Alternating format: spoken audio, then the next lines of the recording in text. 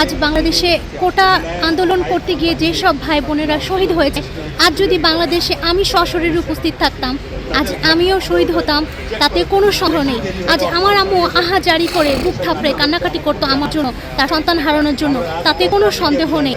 আমার মতন অগণিত বাঙালি, অগণিত ভাই বোনেরা, অগণিত মেধাবী সন্তান, মেধাবী শিক্ষার্থীরা দেশ করে বিভিন্ন দেশে পাড়ি জমিয়েছে তাদের একটি সুন্দর জীবনের জন্য, তাদের ব্যক্তি স্বাধীনতার জন্য, তাদের বাক্য স্বাধীনতার জন্য, এবং এটি যে জীবনের সবচেয়ে একটি ভালো সিদ্ধান্ত, তাতে কোনো সন্দেহ নেই।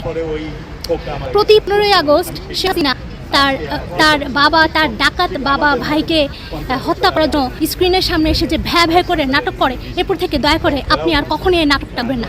কারণ সেদিন যদি আপনার এই ডাকাত এবং স্বৈরাচার বাপ ভাই মারা না যেত, তাহলে আজ আপনাকে কেউ কাউন্টই করতো না, দেশ প্রধান হওয়া তো অনেক দূরের কথা।